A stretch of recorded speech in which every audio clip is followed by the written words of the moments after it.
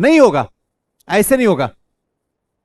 आपको पढ़ के आना होगा, और पढ़ के जब आते हैं तो यहां पे आपको क्वेश्चन दागना होगा। जब आप पढ़ के आइएगा तो आप हमसे क्वेश्चन पूछ पाइएगा। जब हम बोलेंगे और थोड़ा सा मन नहीं मिलेगा, थोड़ा सा कॉन्सेप्ट नहीं मिलेगा, थोड़ा सा नॉलेज नहीं मिलेगा, तो वहां से क्वेश्चन उठाइएगा, आप एराइज कीजिएगा, सुजीत सर इसका तो ये हम पढ़े थे, इसके पीछे का कहानी। और तब हमें बताने में भी मजा आएगा और आपको सीखने में भी मजा आएगा। और यही अब आगे चल के जीत का सेहरा बांधेगा, और कोई संभव नहीं है। अब रहा कि सुजीत सर पढ़ना होगा, वो चीज तो समझ में गए, लेकिन किस किताब से पढ़ें, किस किताब से पढ़ें, इस चीज को समझिए। जब बात चलती है किस किताब से पढ़ें, तो आप इसमें दो बुक को प्रेफर कीजिए। एक जो है, ध्यान से समझिए, 6 से लेकर 12 तक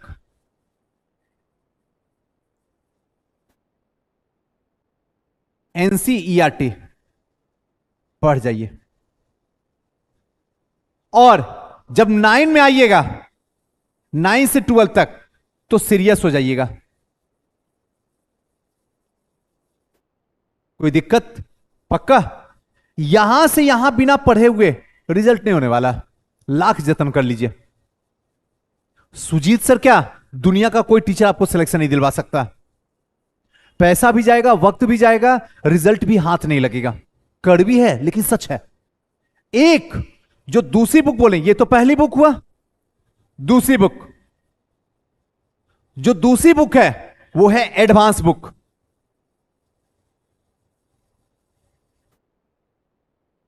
एक एडवांस बुक, सिर्फ एक, और वो जो है स्पेक्ट्रम की, स्पेक्ट्रम की राजीव अहिर सर की बुक। बस आप नोट डाउन कर लीजिए, मार्केट से जाकर उठा लीजिए। इसके सिवा दुनिया में कोई भी बोले ना, आधुनिक भारत के लिए बुक ले लो, आधुनिक भारत के लिए लो, वो बुक ले लो, इसका है, इसका है, ऐसे है, वैसे है, डायग्राम है, मैप है, ये नोट्स ले लो, मत लो। भगवान के लिए मैं आपके सामने सर झुकाता हूं, मत लो। क्योंकि अब अगर समय रहते सचेत नहीं होंगे ना, तो रिजल्ट नहीं होने वाला, नहीं होने वाला। पहले इन सब चीजों को अच्छे तरीके से समझ लो, तभी चल सकता है आगे, अदरवाइज संभव नहीं है। अब आपकी नजर जो है बाज की तरह होनी चाहिए, हर चीज पे पकड़ होनी चाहिए, हर चीज को एक दूसरे से जोड़ने के लिए आना चाहिए। कोई दिक्कत यहां तक? यानी कि ये तो पता चल गया कि अब पढ़ना होगा। बिना पढ़े हुए क्लास में इंटर नहीं कीजिए, क्लास में नहीं आइए, उससे बढ़िया है।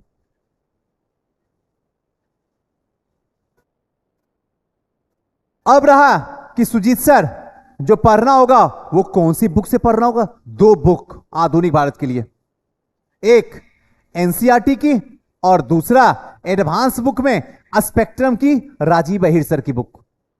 इसके सिवा कोई बुक नहीं। दुनिया कोई भी बोले ना, उसको बोले तेल लेने जा, कुछ नहीं करना है, बड़ी अच्छी बुक है। आगे चलें? चलिए, आप लोग का हो गया?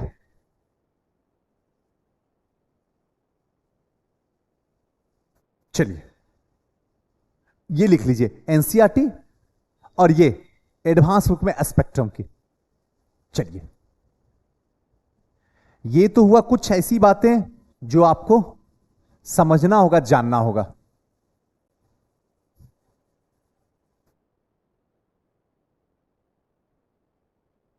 अब आते हैं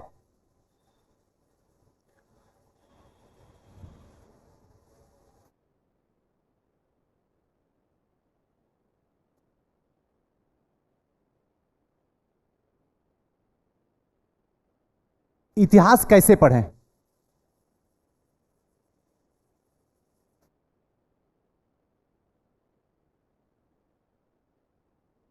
कैसे पढ़ें इतिहास को? पढ़ा तो 2 मिनट में देंगे, लेकिन पढ़ना कैसे होगा? सबसे पहले अगर एक लाइन में बोलें तो पहला जो क्वेश्चन निकलता है, इसके बिना सिलेक्शन असंभव है। फाउंडेशन और ये टोटल जो फी रखते हैं, ये 17th का रखते हैं। क्लियर? फाउंडेशन का दोनों रखते हैं, जो ज्यादा रहेगा वो ऑफलाइन का रहेगा और जो कम रहेगा वो ऑनलाइन का रहेगा। फाउंडेशन का फीस जो रखे हैं 25,000,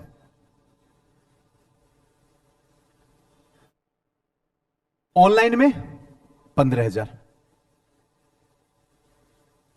ये अगर कोई ले लिया तो इसका मतलब है इसमें पीटी भी रहेगा, मेंस भी रहेगा, एसे भी रहेगा, ऑप्शन भी रहेगा, टेस्ट सीरीज भी रहेगा और इंटरव्यू भी रहेगा। इतना में कहां है? ताकि आप पढ़ लीजिए, पैसा कभी बाधा ना बने आपके सपनों में।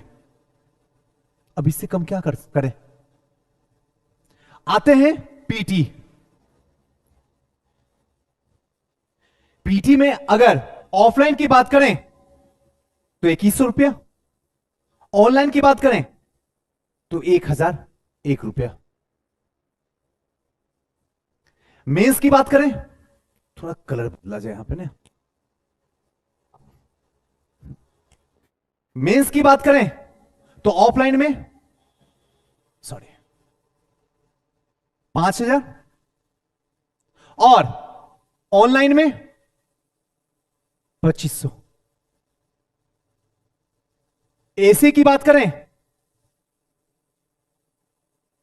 ऑफलाइन में 1,001 और ऑफलाइन में 551 रुपया।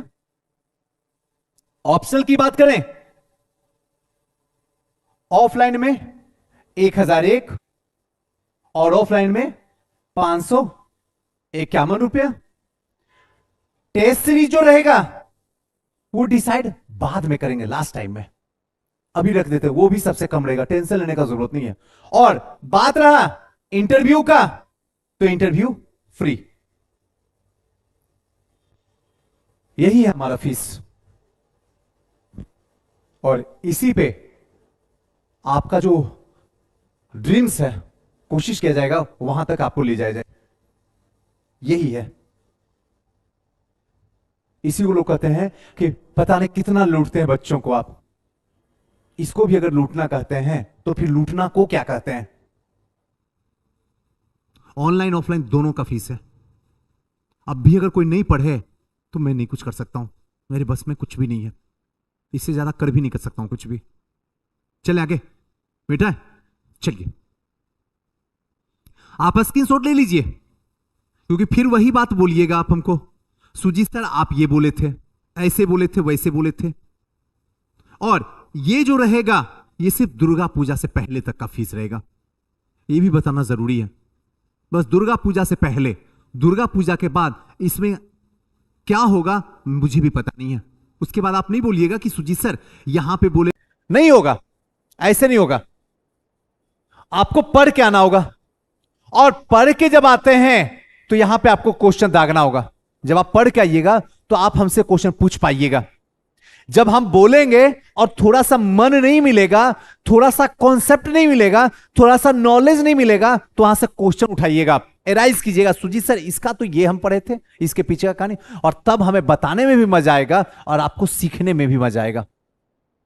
और यही अब आगे चल के जीत का सेहरा बांधेगा, और कोई संभव नहीं है। अब रहा कि सुजीत सर पढ़ना होगा, वो चीज तो समझ में गए, लेकिन किस किताब से पढ़ें, किस किताब से पढ़ें, इस चीज को समझिए। जब बात चलती है किस किताब से पढ़ें, तो आप इसमें दो बुक को प्रिफेयर कीजिए। एक जो है, ध्यान से समझिए, 6 से लेकर 12 तक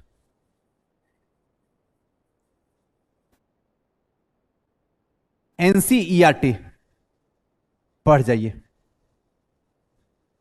और जब 9 में आइएगा, 9 से 12 तक, तो सीरियस हो जाइएगा। कोई दिक्कत? पक्का? यहां से यहां बिना पढ़े हुए रिजल्ट नहीं होने वाला, लाख जतन कर लीजिए। सुजीत सर क्या, दुनिया का कोई टीचर आपको सिलेक्शन नहीं दिलवा सकता। पैसा भी जाएगा, वक्त भी जाएगा, रिजल्ट भी हाथ नहीं लगेगा। कड़वी है लेकिन सच है। एक जो दूसरी बुक बोलें, ये तो पहली बुक हुआ, दूसरी बुक, जो दूसरी बुक है वो है एडवांस बुक।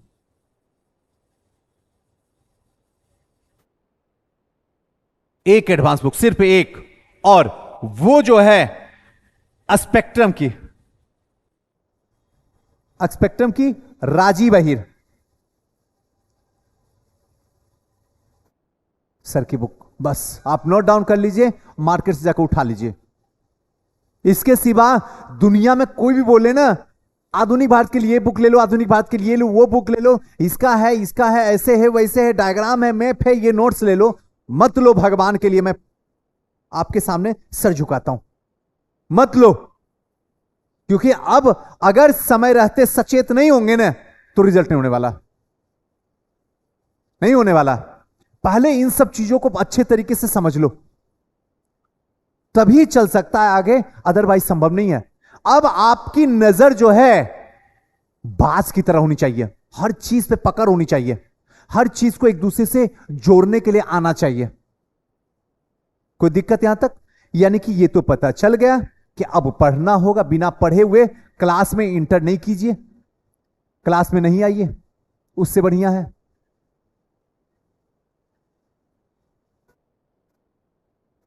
अब रहा कि सुजीत सर जो पढ़ना होगा वो कौन सी बुक से पढ़ना होगा? दो बुक आधुनिक भारत के लिए, एक एनसीईआरटी की और दूसरा एडवांस बुक में स्पेक्ट्रम की राजीव अहिर सर की बुक। इसके सिवा कोई बुक नहीं। दुनिया कोई भी बोले ना, उसको बोले तेल लेने जा, कुछ नहीं करना है, बड़ी अच्छी बुक है। आगे चलें? चलिए, आप लोग का हो गया?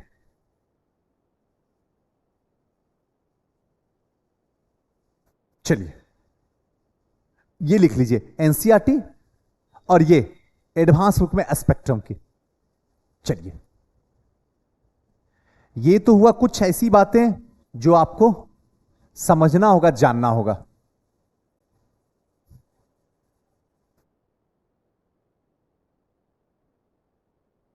अब आते हैं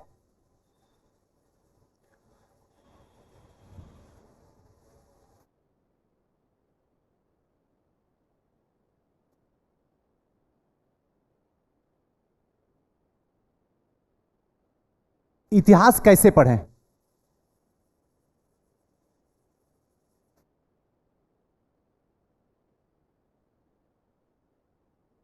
कैसे पढ़ें इतिहास को? पढ़ा तो 2 मिनट में देंगे, लेकिन पढ़ना कैसे होगा? सबसे पहले अगर एक लाइन में बोलें तो पहला जो क्वेश्चन निकलता है,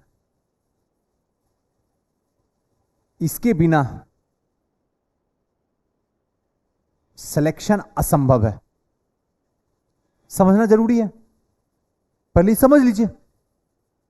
आप स्ट्रेस में, डिप्रेशन में मत कीजिए। दूसरा,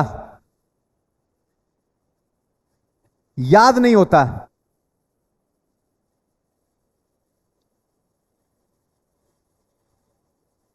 डेट वगैरह, तारीख, दिन, महीना, ये सब याद नहीं होता। तीसरा,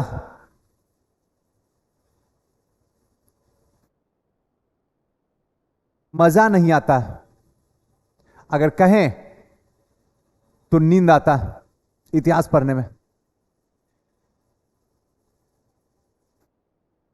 आगे चल के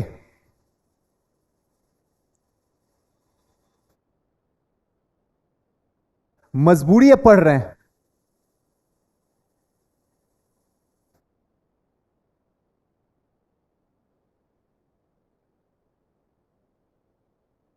मजबूरी है, पढ़ रहे हैं, वगैरह वगैरह और सारी बातें। आइए एक एक बातों को हम कोशिश करते हैं कि आपको समझा सकें। सबसे पहले इतिहास कैसे पढ़ें? इतिहास पढ़ा नहीं जाता है, ये क्वेश्चन जो मार्क है ना, यही गलत है। इतिहास पढ़ा नहीं जाता है, इतिहास को जिया जाता है।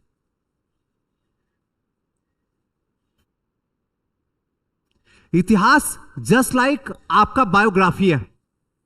जब आप आगे चल के ग्रेट बनते हैं तो आप अपनी बायोग्राफी लिखते हैं, उसमें अपनी अचीवमेंट लिखते हैं, अपना एजुकेशन लिखते हैं, अपना सक्सेस लिखते हैं, अपनी खट्टी मीठी यादें लिखते हैं, आप अपना अनसक्सेस भी लिखते हैं, सक्सेस भी लिखते हैं, एवरीथिंग आपका बायोग्राफी में होता है। और जो पीछे की घटनाएं हैं वही तो इतिहास है। क्या इसके लिए आपको पढ़ना पड़ता? क्या आपको जीना होता है? आपको देखना होता उस टाइम को, उस टाइम में क्या हुआ था? आप गोल्ड मेडलिस्ट हैं, है ना? सही बात। आपको जो गोल्ड मेडलिस्ट मिला था तो क्या उसके लिए पढ़ना पड़ता आपको? आपको पता होता है कि इस साल में सुजीत सर हम 12th में थे तो हमको गोल्ड मेडलिस्ट मिला था क्योंकि हम स्टेट टॉपर हैं। क्लियर है? पैसा भी मिला होगा। तो क्या वो कहानी आपको याद नहीं है? आपको उसके लिए क्या किताब पर खोलना पड़ता है? इतिहास वही घटनाएं हैं, पीछे की घटनाएं हैं। थोड़ा सा कोई समझाने वाला हो जो अच्छी तरीके से इतिहास को क्या करे, एक एक पार्ट में डिवाइड करके हमको समझा दे, मेरा कल्याण है। बस कोई दिक्कत? एक एक चीज को आप समझ लीजिए। इसके बिना सिलेक्शन संभव है या असंभव है? तो क्लियर है, इसके बिना आपकी गाड़ी 1 इंच भी नहीं बढ़ सकती है। अगर यहां ज्यादा गलत हुआ तो प्रीलिम्स का रिजल्ट नहीं होगा, नहीं होगा, किसी हालत में नहीं होगा। आप तनिक सोच के देखो, 100 जो होगा ये गारंटी है कि सुजीत सर इस बार कट ऑफ जो है 80-85 के बीच में रहेगा। जानते हैं ना? हल्का सा एक दृश्य दिखा रहे हैं, उसमें 35 क्वेश्चन आपका इतिहास का है। क्या करीब करीब मोटा मोटी अगर लेके देखा जाए तो आपका 45% क्वेश्चन जो है वो किससे है? हिस्ट्री से है, कट ऑफ के अकॉर्डिंग, कट ऑफ के अकॉर्डिंग। क्लियर है? 35 क्वेश्चन, अगर 35 में 35 किसी का सही हो जाता, अगर 30 भी सही हो जाता है तो सिलेक्शन का रेशियो क्या करता है? ये ग्राफ ऊपर उठा देता है।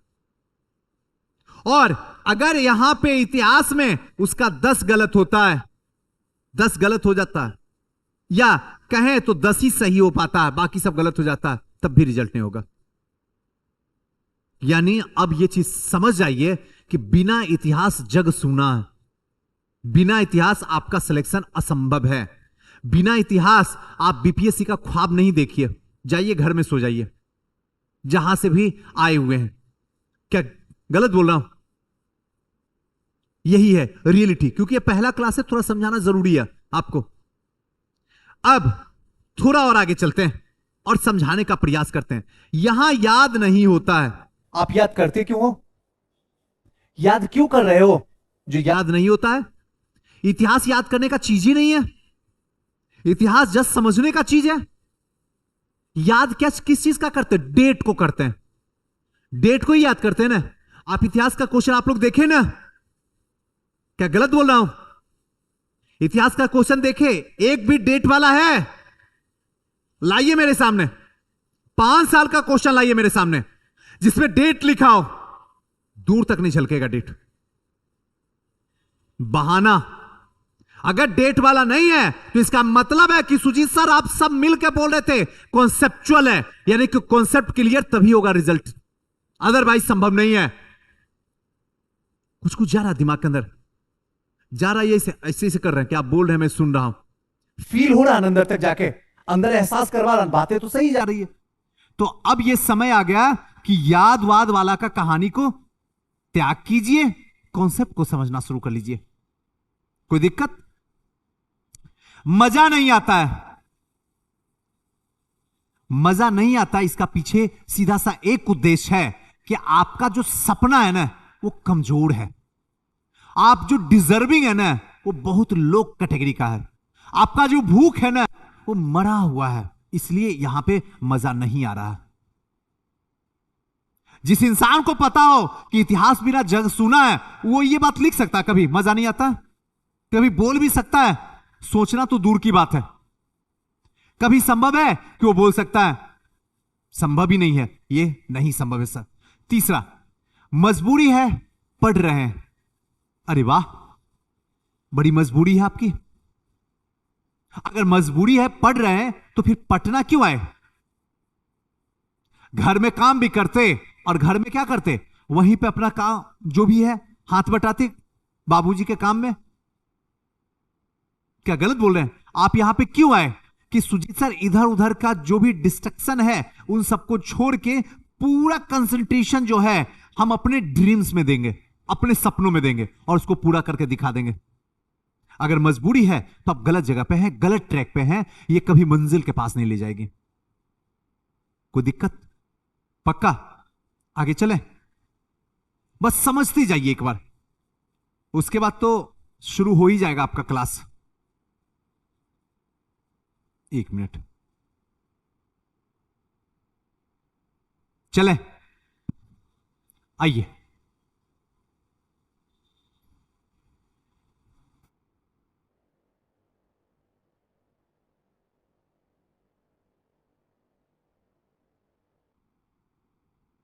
जैसे इतिहास की बात कर रहे हैं, बाय सपोज कीजिए कि हम आपको पढ़ाए यूरोपीय, ध्यान से समझिए, कंपनियों का आगमन, जानते हैं ना, आगमन।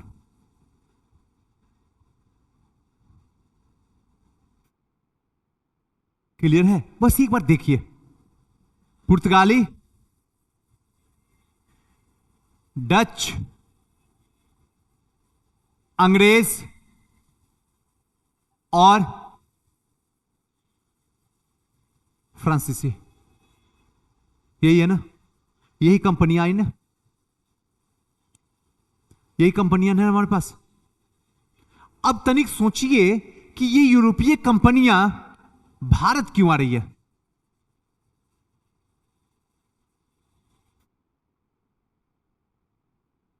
अभी आपको पढ़ा नहीं रहा हूं, अभी आपको समझा रहा हूं।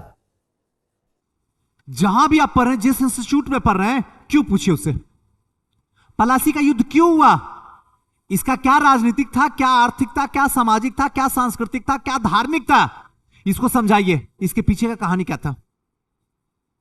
अगर ये चीज पूछिएगा और इस तरीके से कीजिएगा, तभी इतिहास का कॉन्सेप्ट क्लियर होगा, तभी इतिहास में मजा आएगा और तभी इतिहास को जी पाइएगा और तभी इतिहास में ज्यादा से ज्यादा क्वेश्चन सही हो पाएगा और तभी आपका सिलेक्शन हो पाएगा। ऐसे नहीं संभव है। आपको किसी ने आज तक बताया कि आखिर यूरोपीय कंपनियां भारत क्यों आ रही है? आप पढ़ते हैं? नहीं, सबने बताना शुरू कर दिया। पुर्तगाली, अच्छा, वास्को डी गामा आया, 1498 में इंडिया आया, पुर्तगाल से चलता है और दक्षिण अफ्रीका का दक्षिणतम बिंदु, जिसको क्या कहते हैं, केप ऑफ गुड होप्स, आसांतरी पे पहुंचा। वहां पे एक पथ प्रदर्शक उसका था, एक नाविक कह सकते हैं, अब्दुल मजीद, उससे मुलाकात करता है और अब्दुल मजीद से बताता कि मुझे इंडिया जाना है। गुजराती पथ प्रदर्शक होता है, वो सीधे कालीकट बंदरगाह के पास लेके चले जाता है वास्को डी गामा से। दुनिया को यह पता चलता है कि भारत की खोज जो है वास्को डी गामा ने किया। सच बात यह है कि भारत की खोज नहीं, बल्कि समुद्री मार्ग से भारत की खोज वास्को डी गामा किया। ये बोल के निकल जाते हैं। ऐसे में समझ में आएगा क्या? आपको लगता भी कैसे में समझ जाइएगा? संभव ही नहीं है, भूल जाइए। और ऐसे में तो रिजल्ट कभी जीवन में नहीं होने वाला है। यही नहीं, आने वाला टाइम में चाहे दरोगा हो, बीएसएससी हो, देख लीजिएगा वो तांडव करेगा ना, कहिएगा सुजी सर सही बहुत बहुत बात बोले। जितना सेट मारना मार लो, जितना लूसेंट रगड़ना रगड़ लो, नहीं मैच करेगा।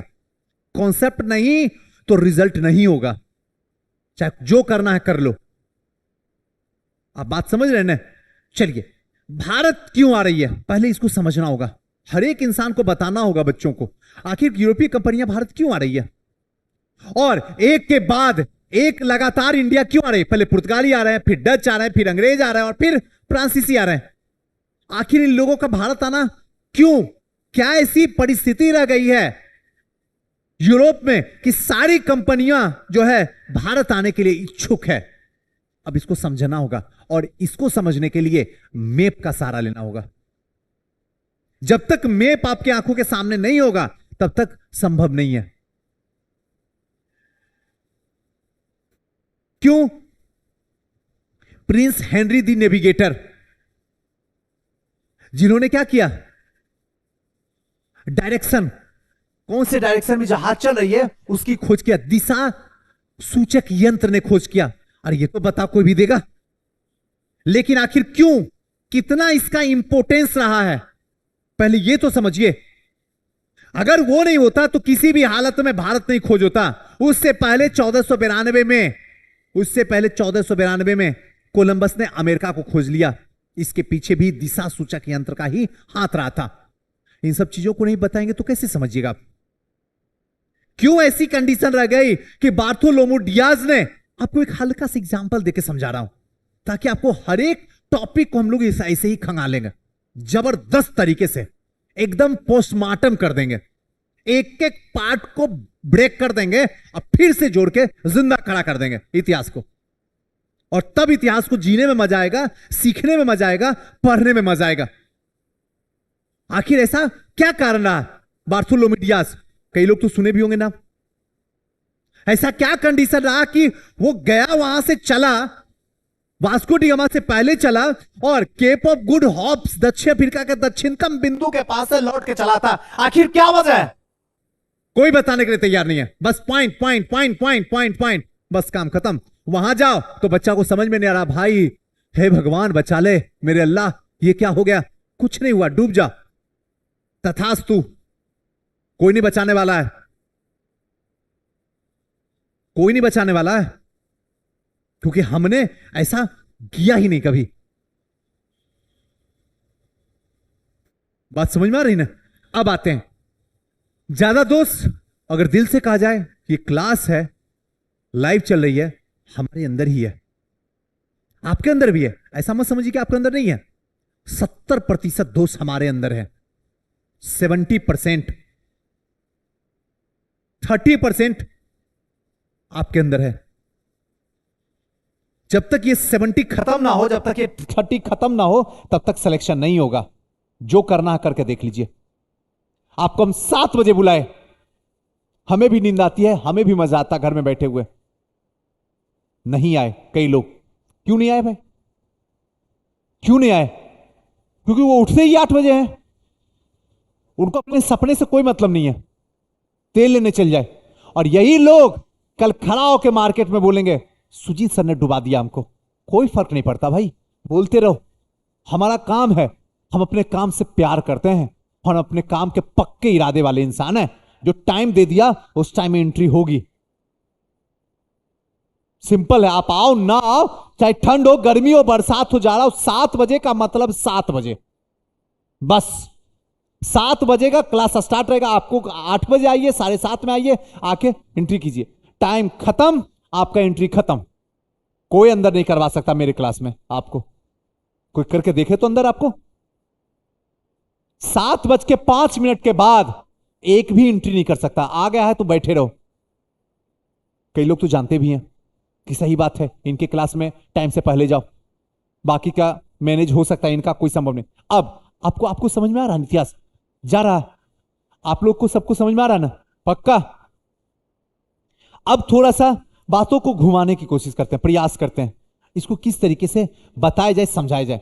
भारत क्यों आ रही है?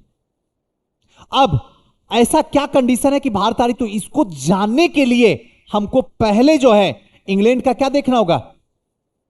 ज्योग्राफिकल इंडेक्स, वहां की भौगोलिक स्थिति को देखने की कोशिश करना होगा, तब समझ में आएगा। जब तक भौगोलिक स्थिति को नहीं देखिएगा तब तक आपको समझ में नहीं आएगा कि आखिर भारत में यूरोपीय कंपनियों का आगमन कैसे हो रहा है। अब आपको इसे पढ़ना ही होगा, चाहे जो करना है कर लीजिए, जितना जो कहना है कर लीजिए। आगे चलें। अब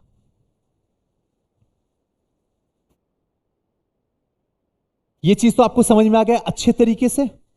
थोड़ा सा और इसको ब्रेक लगाते हैं, इसके बाद आपका साइंस का क्लास होगा, ठीक है ना? चलिए, साइंस में मोस्ट प्रॉब्ली है कि बायोलॉजी का ही हम स्टार्ट करवाएंगे। सर आएंगे तो उनको बोल देंगे कि बायोलॉजी से ही आप क्लास का श्री गणेश कीजिए, है ना? आइए, भारत क्यों आ रही है? हमने आपको बता दिया क्या वजह है, सारे कैरेक्टर के बात की है। अब इसको एक एक का, सबसे पहले इसकी राजनीति को संभालते हैं, इसकी आर्थिक को देखते हैं, इसकी सामाजिक को देखते हैं, इसकी धार्मिक को देखते हैं, इसकी भौगोलिक को देखते हैं, और इसकी विज्ञान को देखते हैं।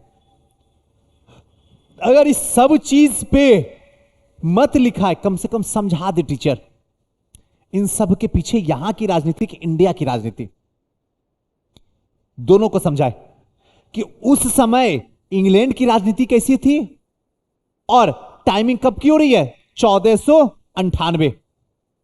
हल्का हल्का हल्का सा आज की क्लास में हल्का सा इंट्रोडक्शन बस, ठीक है ना, उसके बाद तो क्लास स्टार्ट हो ही जाएगा कल से।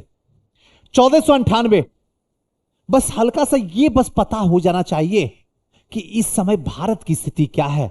तो अगर 1498 देखना है तो हम अच्छे तरीके से जानते हैं सुजीत सर 1526 में, दिमाग लगाइए, नहीं पता, हमें भी नहीं पता डेट, हमें भी नहीं पता है, लेकिन इतना पता है कि 1526 में एक ऐसी घटना घटी है जो इतिहास को बदल के रख दिया है, जो दिल्ली सल्तनत को, जो 1206 से चलते आ रही थी, उसके सूरज को डुबा दिया।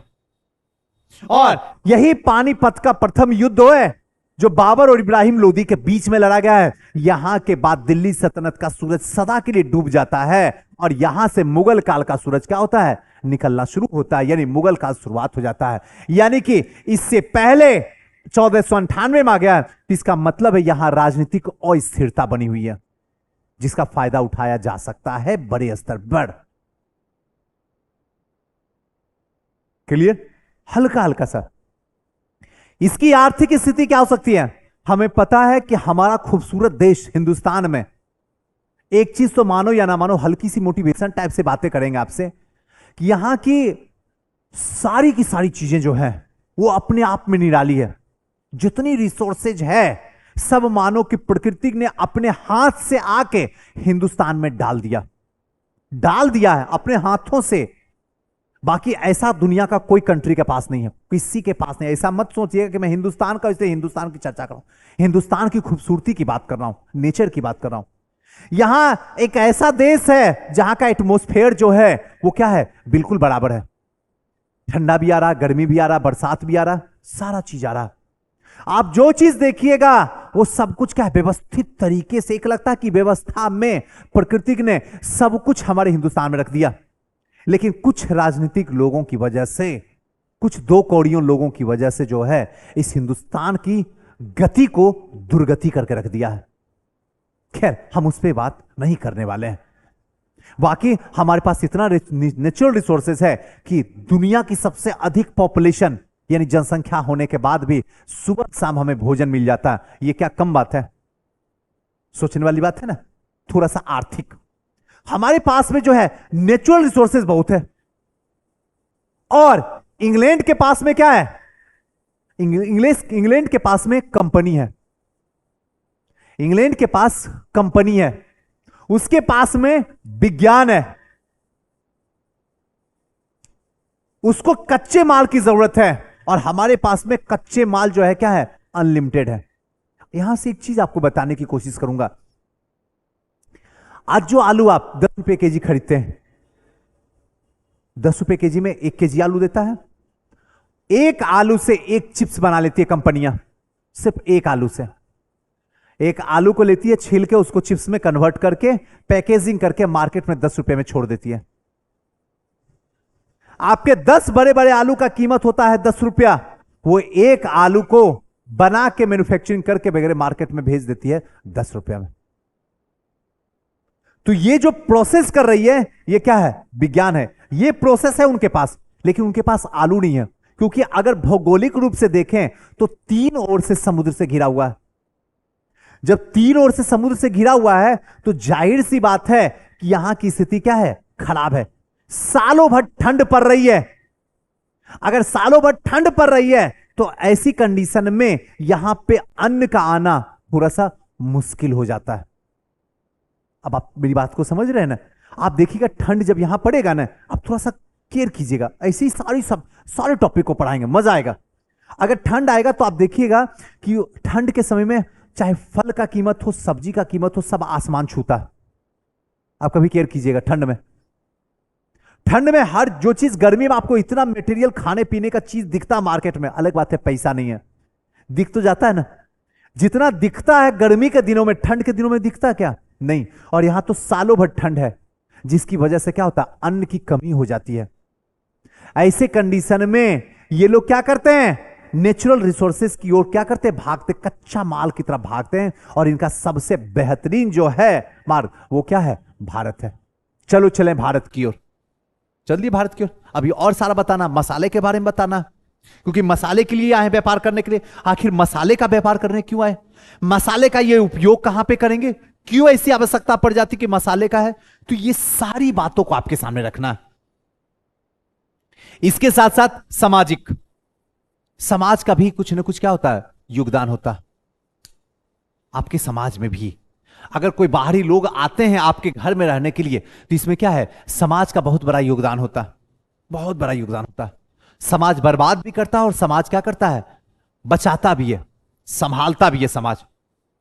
और खास करके यहां पे आगे चल के अगर देखा जाए तो यहां के लोग क्या कर रहे हैं, सपोर्ट कर रहे हैं कि ठीक है आप हमारे पास आइए, आपसे क्या हो रहा, फायदा हो रहा।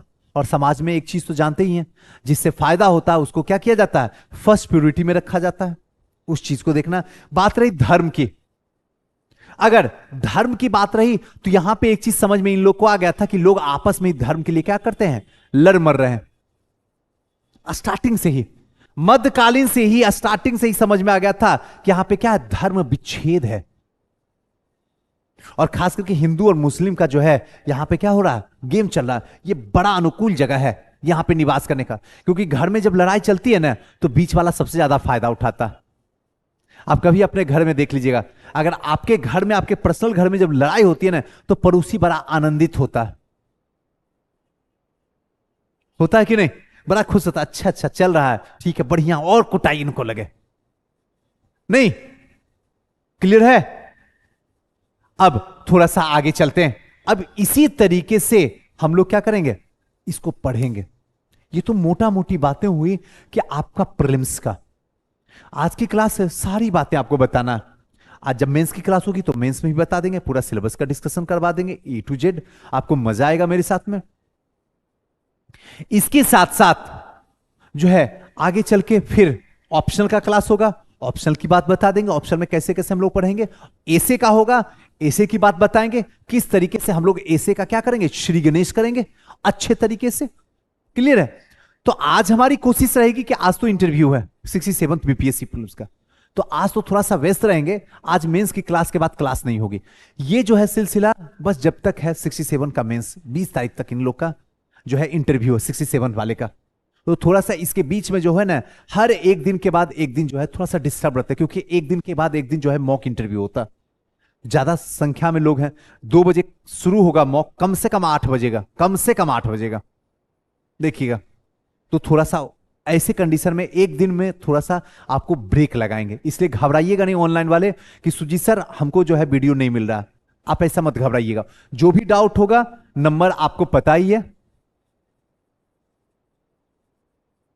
9234982021, आप कॉल कर लीजिएगा।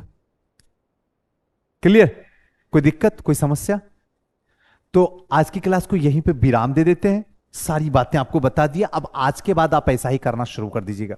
अभी जो आपकी क्लास चलेगी हिस्ट्री और साइंस की क्लास चलेगी कंटिन्यू। साइंस में जब सर आएंगे तो वो आपको बता देंगे कि बायोलॉजी के लिए कौन सी बेहतरीन बेस्ट बुक होगी। उस बुक को आप एक एडवांस बुक और एनसीईआरटी, ठीक है, अपने ही सर बता देंगे। 9 और 10 शायद, या 8 या 9 जो भी बोलेंगे आप देख लीजिएगा, कैसे पढ़ाएंगे वो अपने स्टाइल से आपको बता देंगे। क्लियर है। तो आज की क्लास को यहीं पे रखते हैं, उसके बाद मेंस भी आते हैं, मेंस भी आपको पढ़ा देंगे। चलिए।